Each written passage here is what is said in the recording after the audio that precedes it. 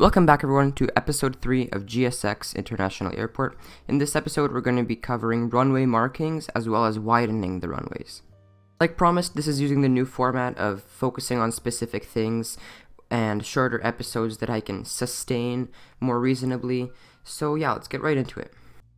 Like I said, we're widening the runways, and that's what I'm doing right now. I'm using ploppable asphalt to widen the default 32 meter wide runways from the vanilla game to 60 meters wide because it's unreasonable how thin they are.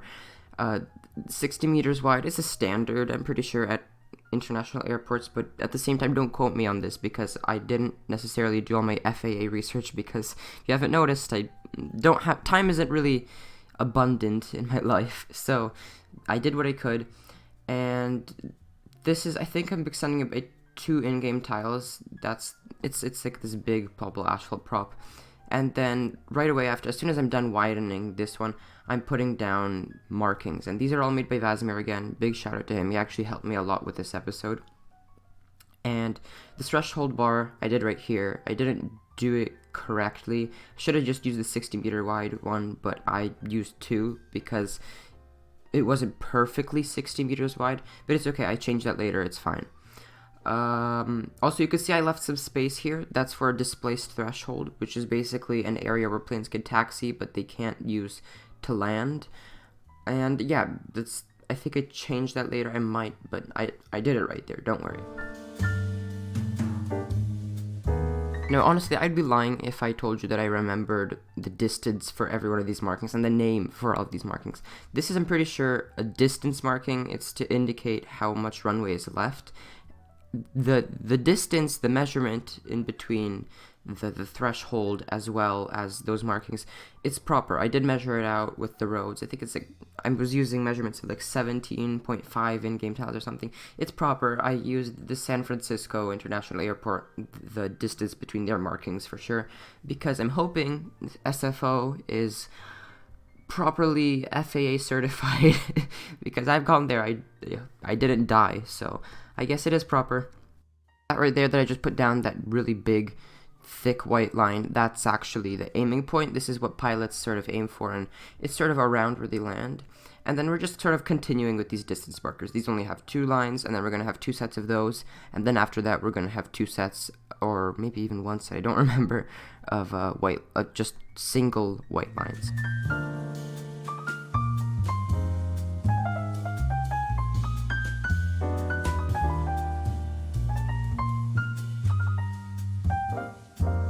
Again, if you want proper measurements, do use the roads. I mean, that's really the only proper way, I guess, to measure stuff in the game because there's no ruler tool or anything to indicate anything. So roads are pretty accurate. And then, like I said, we have the 2 sets of white lines. And this is to indicate that sort of the runway, that's how much is left. You can see me really fiddling around with the mouse here and sort of spastically moving it around, and that's just to sort of line it up and so that the markings are straight. I have my edge scroll set to like 1 millimeter when you basically touch the edge. It's really annoying, the edge scroll, but it does help with lining things up. And then after that, just because the markings are identical on each side of the runway technically, I copy that with move it and then I paste it. And I do have a displaced threshold here too. I have them on every runway at the end of this episode, but I think I'm going to remove some of them because I don't feel it's that realistic to have them at every runway because sometimes it's just completely unnecessary. So yeah, but you can have displaced thresholds at every runway, at every end. That's still exists. Like, don't worry about that if you want to do that. You can also see here that I did use the proper threshold bar, the 60 meter threshold bar.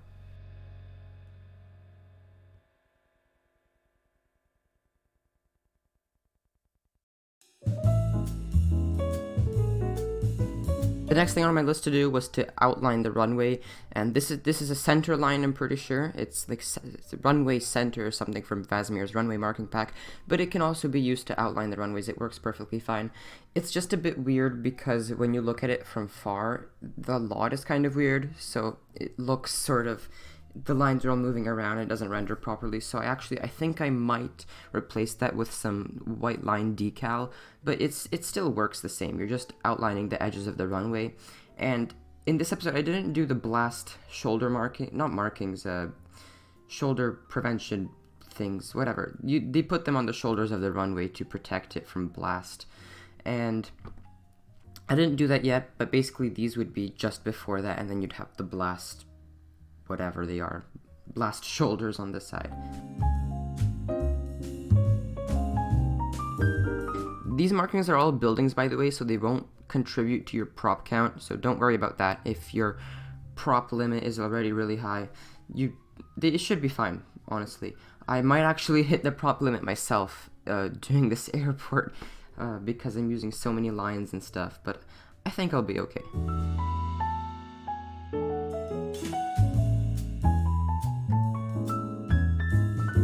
I finished basically doing the main markings, and what I wanted to do is label down each runway, not only so I could see the number from far away, but also so I remember it, because I know I was going to forget it. This is runway 9 right, and then that's 9 left. This is also something that Strict Toaster used in FBS episode 3. I guess it's just commonly used. It's just to label stuff. It's really simple.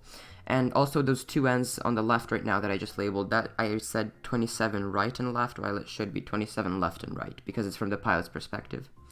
This is runway 18, and then the other end is runway 36, because right now, for you, the viewer, up is north. And that is actually how the markings are made. It's based off of the heading, the compass heading.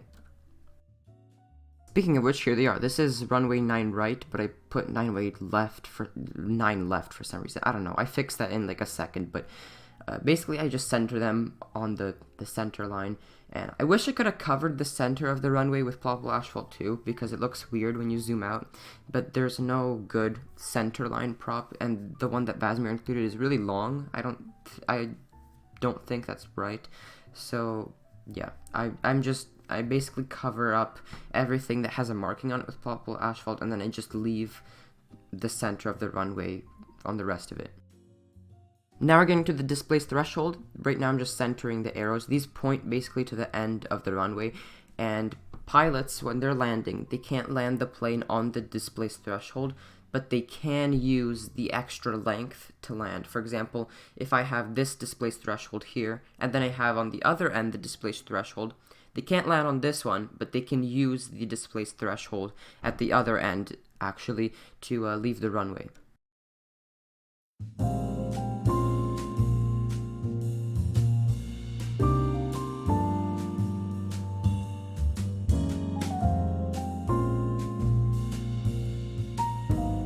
After that, because I basically finished this end of the runway, I'm putting down these Ems Pads, or Engineered Materials Arrestor System, which they're usually put instead of a blast pad at the end of a runway, and basically if a plane runs off the runway, it just stops on this because the concrete collapses under the weight of the plane.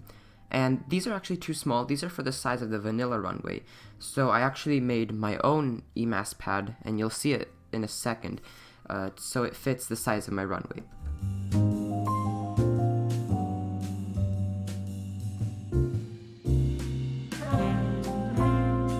So here's runway 27 left and 09 right. After it's been correctly marked, we have the displaced threshold here, as well as the Ems Pads by Vasimir. And I forgot to put the lines here on. You can see the lines on the side of the displaced threshold. They actually have to be there. I forgot to put them.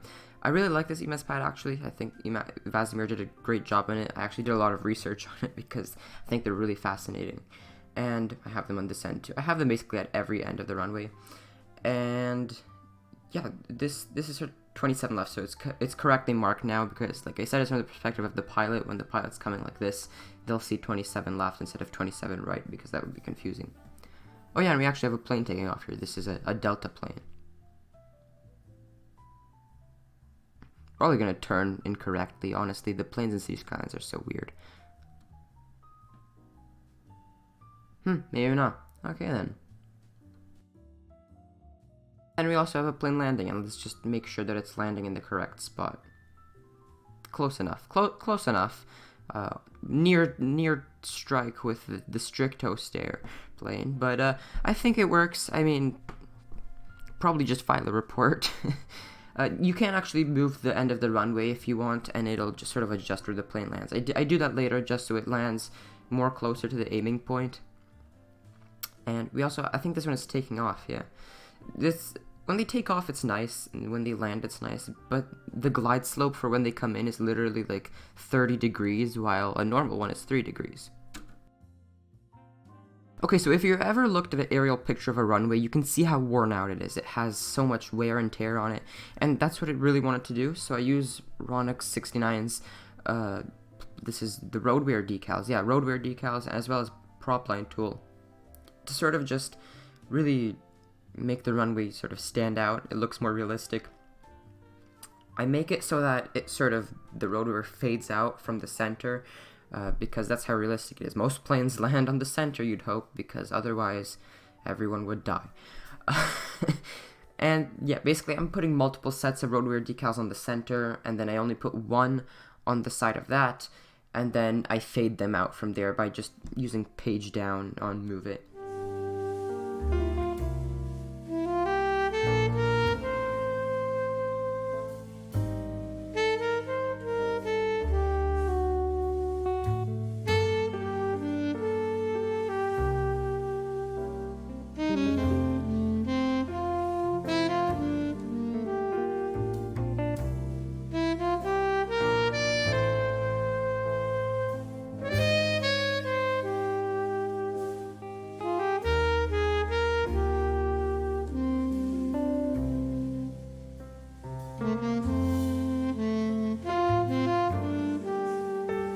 And then, like I said, I'm just using Move It to just fade it out, because if you press page down, it makes the decal slowly disappear because of the height difference.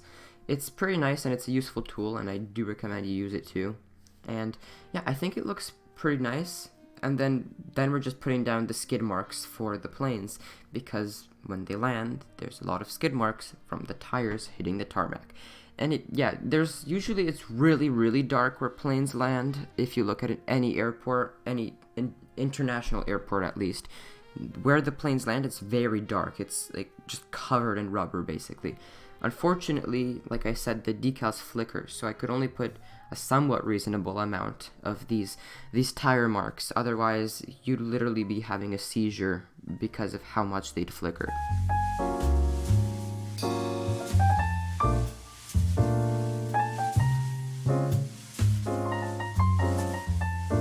If you're going to be doing this too, like me, basically try to keep your markings closer to the aim point. I don't think I did that right here. I have them really stretched out. I might fix that later, but it's okay. Maybe it was a missed landing, too close. And I sort of go with a combination of these double tire marks as well as the single ones, just to give it some sort of variety. And I do that basically for both ends. And in the end, you can see it looks really nice. It really does make it look way more realistic after you've done that. You can see the center is really worn out, and then it sort of fades out.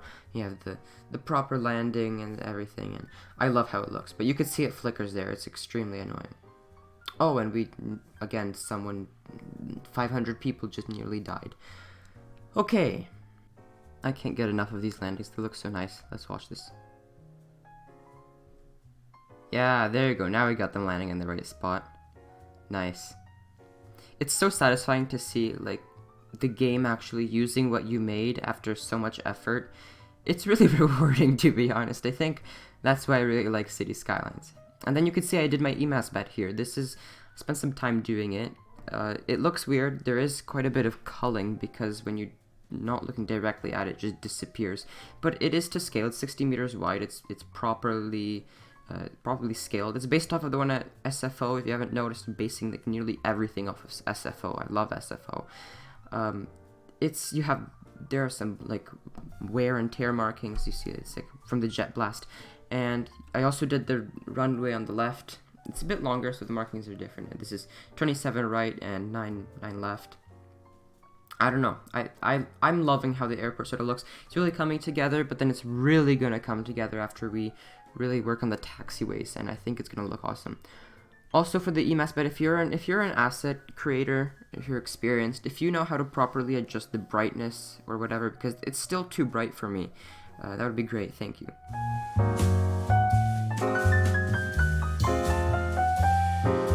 Last little bit of detail that I decided to do was I added these blast deflector fences at the end of the Ems Pads because I'm planning on having roads there, and I don't want poor cars getting blown away by planes that are taking off. So it makes sense to have them there. I don't remember who made these. I think it might have been Vasimir, but there are other airport asset creators out there, and basically after that I'm done.